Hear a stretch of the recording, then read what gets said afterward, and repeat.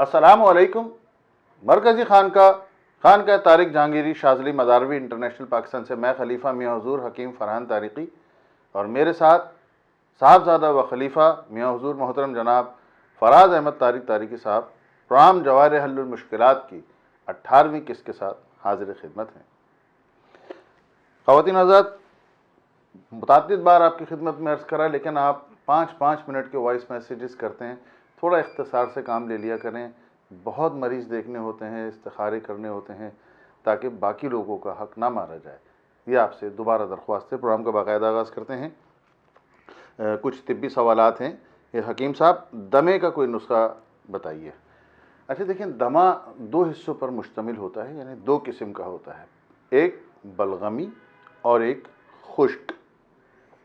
अब जिन्हें खुश्क दमा है तो उनके लिए बेस्ट होम रेमेडी आपकी खिदमत में अर्ज़ है, देसी घी गाय का और उसके अंदर थोड़ी सी काली मिर्च। अब वो काली मिर्च कितनी, जैसे 1 खाने का चमचा आपने देसी घी लिया है तो उसमें काली मिर्च पिसी हुई बारीक, काली मिर्च के साइज़ के बराबर ही होनी चाहिए, और उसके बाद आप उसको किसी भी दूसरे चमचे से हिला लें, शेक हो जाए, और वो नहार मुँह पी के आपने सादा पानी पी लेना है। ये आपने उसके बाद आधे घंटे तक कुछ खाना पीना नहीं है। ये तो हो गया खुश्क दमे के लिए। अच्छा, एक काम और भी हो सकता है, अगर किसी को घी हज़म नहीं हो रहा या घी नहीं खा सकता, उबकाइयाँ होती हैं ख़वातीन में ख़ास तौर पे, तो उनके लिए बेस्ट ये है कि पेशावरी आइसक्रीम जो वाइट वाली आती है, 2 आती हैं, एक तो पिस्ते वाली, एक वाइट वाली। जो वाइट वाली होती है वो ले लीजिए। जब वो मेल्ट हो जाए तो उसमें आपने 2 काली मिर्च बराबर सफ़ूफ काली मिर्च का ही डालना है, और उसके बाद उसको फेंटी लगानी है, यानी यकजान कर लेना है, और वो आपने पी लेना है। अच्छा, ये आपने शाम को 6-7 बजे, जिस वक्त आपका पेट खाली हो, सिर्फ उसी वक्त आपने पीना है, और ये तकरीबन 7 यौम तक आपने करना है। फिर कैफियत से आगाह कीजिएगा। अच्छा, ये तो हो गया खुश्क। अब बलगमी की तरफ आ जाएं। अब अगर आपको बलगमी दमा है तो उसके लिए सबसे बेस्ट अदरक, कच्ची अदरक 1 इंच का टुकड़ा, दारचीनी 1 इंच का टुकड़ा, लौंगे 2 फूल के साथ, जो उसके ऊपर गोल सी बॉल लगी हुई थी ना, दैट इज कॉल्ड फूल, वो उसके साथ, ये 2 अदद। इसको आप कुचल लें। कुचलने के बाद आपने 1.25 कप पानी में जोश देना है। जब जोश आ जाए तो आपने उसमें हस्बे जायका, अगर शुगर है तो गुड़ ना मिलाएगा, शुगर नहीं है तो जितना आप गुड़ मिलाएं, 1 चमचा 1.5 चमचा, जो भी आपकी इसकी समझते हैं बेहतर है आपके लिए, मिला के आपने चूल्हा बंद कर देना। इसके बाद उसको डाइल्यूट करके और नीम गरम सुबह नहार मुँह आपने पीना है, और शाम को 6 बजे आपने पीना है।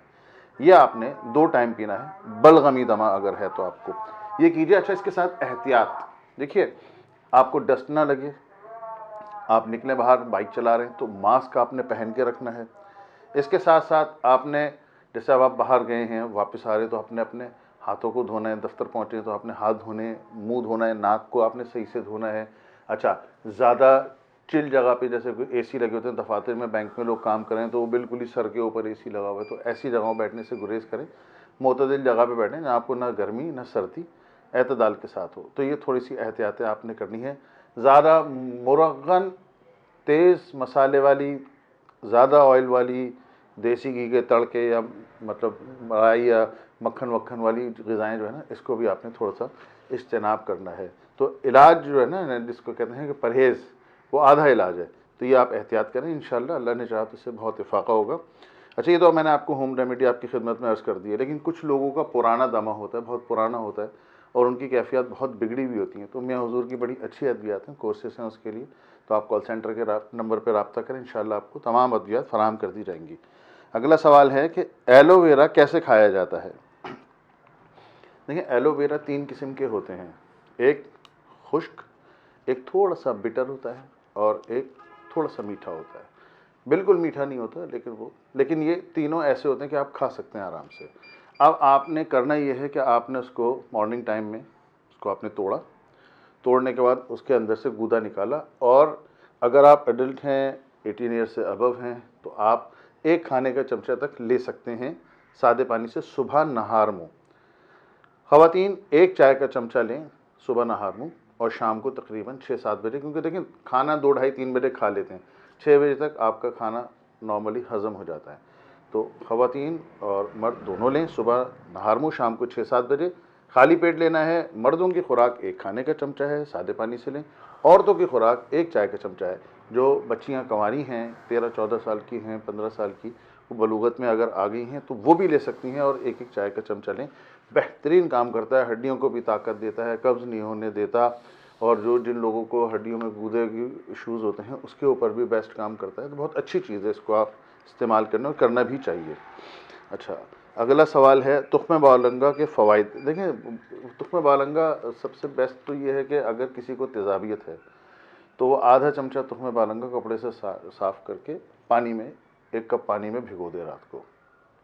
صبح اٹھ کے وہ پانی پھینک دیں، تخمِ بالنگا پھول جائے گا. 1 کپ دودھ، 1 کپ پانی، اس کو مکس کرے، اس میں تخمِ بالنگا ڈالے، ہلائے اور وہ پی جائے. تیزابیت ختم، جلن ختم. اگر آپ کو قبض کی سچویشن ہے، قبض کی کیفیت ہے تو وہ بھی رفع ہو جائے گی. اچھا، اگر آپ کو پتلے چکنے پخانے آتے ہیں تو وہ بھی اس سے اسٹیبل ہو جائے گا. اچھا، اب ایک چیز اور بھی ہے اس میں، جن بچیوں کو لیکوریا ہوتا ہے وہ بھی استعمال کریں، ان کو بھی بہت فائدہ دے گا. تو جناب یہ کچھ طبی سوالات تھے آپ کی خدمت میں، اس کے جواب عرض کر دیے ہیں. روحانی سوالات کی جانب چلتے ہیں. السلام علیکم فراز بھائی. وعلیکم السلام. جزاک اللہ، آپ نے صبر سے کام لیا اتنی دیر. اچھا فراز بھائی، ایک بچی نے سوال کیا ہے کہ انہیں سورہ یاسین کی آیت نمبر 36 اس کی اجازت چاہیے کھلا پڑھنے کی، تاکہ وہ اپنے حسب منشا جہاں وہ چاہتی ہیں وہاں ان کی شادی ہو جائے. اول آخر درود شریف کے ساتھ یہ کم از کم 313 بار پڑھ سکتی ہیں. 313. اچھا، اس کی عوامی اجازت ہے؟ ہاں، عوامی اجازت تو ہے. یہ شادی کے لیے، من پسند شادی کے لیے لوگ اول پڑھ آخر درود شریف لازمی پڑھیں. ٹھیک ہے، ٹھیک ہے، اول آخر درود شریف ہو گیا. اچھا فراز بھائی، یہ ایک اور مسئلہ آیا ہے، نام والدہ کا نام تو نہیں بتا رہا، لیکن ان کے گھر سے کپڑے الماری سے غائب ہو جاتے ہیں. یہ کیا دیکھیں، اب مسئلہ ہے؟ یہ مختلف معاملات ہوتے ہیں کہ جنات کے تھرو بھی یہ کام خود سے وہ تنگ کرتے ہیں، چھپا دیتے ہیں، دوسری جگہ ڈال دیتے ہیں. ٹھیک ہے. ٹھیک ہے. اور اکثر بیشتر ایسا ہوتا ہے کہ یہ جادو کے ذریعے بھی غائب کرائے جاتے ہیں. تو یہ صحیح. تو خیر وہ چیک کر کے ہی پتہ چلتا ہے. صحیح ہے. لیکن یہ ہے کہ اگر ایسی کوئی چیز ان کی الماری سے غائب ہو رہی ہے تو اگر وہ ویسے نام نہیں دینا چاہتے ہیں تو وہ خود سے ایک چیز یہ کر سکتے ہیں کہ جس جگہ ان کو لگتا ہے کہ میں نے ادھر رکھے تھے تو اس جگہ پہ وہ ہاتھ رکھ کے ان للہ و انا الیہ راجعون کی 3 تسبیح کم از کم ٹھیک ہے. وہ پڑھیں. ٹھیک ہے. 3 دن روزانہ یہ عمل کریں صحیح اور ہے. بغیر گفتگو کرے سو جائیں. صحیح. تو انشاءاللہ تعالیٰ اگر یہ کسی جنات نے لیے ہیں تو یہ واپسی ادھر ہی رکھ کے جائیں گے. کیا بات ہے. یہ رکھنے کے پھر پابند ہوتے ہیں باقاعدہ، ان کو پھر اس کی سزا بھی ملتی ہے. اچھا. ٹھیک ہے. اور اس کے علاوہ اگر کوئی جادو کی صورت ہے تو وہ ان کو خواب کے ذریعے آگاہی ہو جائے گی. آگاہی ہو جائے گی. صحیح. اور اگر کسی کی ویسی شرارت ہے تو وہ بھی سامنے آ جائے گی. صحیح، مطلب آگاہی ہو جائے گی کسی نہ کسی صورت میں. سبحان اللہ، کیا بات ہے. اچھا فراز بھی، ایک سوال اور ہے، اور یہ میری بھی پہلی دفعہ مشاہدے میں آیا ہے. وہ یہ کہ ایک خاتون ہیں، ان کے شوہر 12 سال پہلے باہر ملک گئے تھے معاش کے سلسلے میں. ٹھیک ہے. وہاں چلے گئے، ماشاءاللہ اسٹیبل ہو گئے، سیٹل ہو گئے، پیسے بھی بھیج رہے ہیں، سب چیزیں ہیں. لیکن جب یہ کہتی ہیں کہ بھائی مجھے بلاؤ تو بلاتے نہیں ہیں، خود آتے نہیں ہیں. تو اب اس کے لیے تھوڑا سا وہ پریشان ہے. وہ کہہ رہی ہیں بھائی اب کوئی کہتا ہے کہ انہوں نے وہاں جا کے دوسری شادی کر لی ہے، تم اس لیے نہیں بلا رہے ہو، وغیرہ وغیرہ. وہ بڑی انہوں نے لمبی چوڑی بات کی تھی. خیر مختصر سے میں نے آپ کی خدمت میں عرض خیر کیا. یہ دیکھیں، اول تو کسی کی باتوں میں کان نہیں دھرنے چاہیے. دوسری چیز یہ ہے کہ اگر ان کیس وہ نہیں بلا رہے، ٹھیک ہے، تو انسان کو اس پہ بضد ہو کے ان سے سوالات نہیں کرنے چاہیے کہ اپنا رشتہ خراب نہ کریں. مزید یہ ہے کہ اس میں بہتری کے لیے کہ بھئی یا تو وہ آ کے ملیں یا وہ مجھے بلا لیں. اس کی نیت اگر آپ نے کرنی ہے انہوں نے جانے کی ان کے پاس، تو وہ سورہ اخلاص کو کم از کم 313، ورنہ کم زیادہ سے زیادہ اس کو وہ 700 مرتبہ. ٹھیک ہے. صحیح ہے، پڑھ سکتی ہیں اول آخر درود شریف کے ساتھ. ٹھیک ہے. اور تصور میں اپنے شوہر کا چہرہ رکھیں. صحیح. اور اللہ سے اس کے وسیلے سے دعا مانگیں کہ اللہ پاک میرا شوہر یا تو مجھے بلا لے، جی. یا میں اپنے شوہر کے پاس چلی جاؤں. صحیح ہے. ٹھیک ہے. کوئی ایسے اسباب پیدا فرما دے. یا اگر انہوں نے ان کیس دوسری جگہ کہیں نکاح کرا ہے تو یہ میرا شوہر جو میرے شوہر جو ہیں اس بات کی مجھے آگاہی خود سے کریں. صحیح. ٹھیک ہے. دیکھیں ایک اگر نکاح اگر انہوں نے کر لیا ہے تو جرم تو نہیں ہے نا. دوسری صورت کہ یہی لوگ آپ کی زندگی کے اندر سکون کو برباد کرتے ہیں جو آپ کو آپ کے خاص رشتے میں مس گائیڈ کریں. صحیح. اس کی وجہ ہے کہ دیکھیں شوہر سے زیادہ آپ کا خیر خواہ وہ شخص نہیں ہو سکتا. بالکل ایسے. ٹھیک ہے. کہ اگر وہ ان کیس 12 سال کے اندر اگر وہ اسٹیبل ہو بھی گئے دیگر چیزیں ہیں وہ آپ کو ہر ایک حقوق دے رہے ہیں مثال کے طور پہ. لیکن اگر کوئی ایسا ہو سکتا ہے کہ بھائی ان کی کوئی ایسی مصروفیت ہے یا کوئی ایسی جاب ہے جو نہیں چھوڑ کر آ سکتے وہ، یا جس طریقے سے ابھی معاشی حالات ہیں جی جی کہ بالکل. دیکھیں ایک انسان اپنا سروائیو بھی کرتا ہے. کہ مثال کے طور پہ آپ خود ہیں، آپ کیا کرتے ہیں کہ اگر آپ کی تنخواہ یا 1,00,000 روپے بھی ہو مثال کے طور پہ تو آپ اپنی طرف سے کوشش یہ کرتے ہیں کہ یار 10,000 20,000 میں اپنے ضرورت کے نکال لوں، باقی میں اپنی فیملی کو دوں کہ وہ گھر کے معاملات دیکھ رہی ہیں کہ بھائی میری فیملی بھی ہے، پیچھے میرے بچے بھی ہیں، ان کا پڑھنا لکھنا کھانا پینا سب چیزیں. لیکن یہاں وہ 20,000 روپے کے حساب سے اپنے آپ کو سروائیو کرنے کی کوشش کرتا ہے. ٹھیک ہے. تو اس صورت میں وہ وہاں پر اب بڑے ایک ہمارا معاملہ ایسا ہے، آج ڈالر کا ریٹ کیا ہے کہ اگر وہ وہاں پہ جاب کرتا ہے وہاں کما رہا ہے تو اس صورت میں اس کو وہاں کی معیشت کے حساب سے اس کا خرچہ بھی ہے. صحیح ہے. تو وہ کتنا بھی اچھا کمائے کتنا بھی اچھا کرے لیکن وہ اس حساب سے اس کا برابر ہی ایک نارمل ہی ہے. اخراجات تو ہیں نا. اخراجات نے اس کے رہنے کے کھانے پینے کے ہر چیز ہے. لیکن اگر وہ پاکستان ایک اچھی رقم بھیج رہے ہیں، اب مثال کے طور پہ آپ کے سامنے اگر $100 کو پاکستان بھیج دے تو کتنے بن جاتے ہیں اس کے؟ 27,500 تقریباً. صحیح ہے. یہ صرف ایک $100 اور $100 کسی کی نوکری جاب تو نہیں لگتی نا. کم از کم بھی آپ میں دونوں ہی ہم ماشاء اللہ کھانا کھاتے ہیں، $1,000-1,200 کم از کم ہوتی ہوگی. کم از کم بتا رہا ہوں میں جی جی کہ بالکل. بالکل ہی نچلے درجے کی جاب. بالکل ایسے ہی. لیکن اگر وہ بھیج رہے ہیں آپ کو 1.5 لاکھ روپے مثال کے طور پہ تو وہ کنورٹ ہو کر آ رہے ہیں آپ.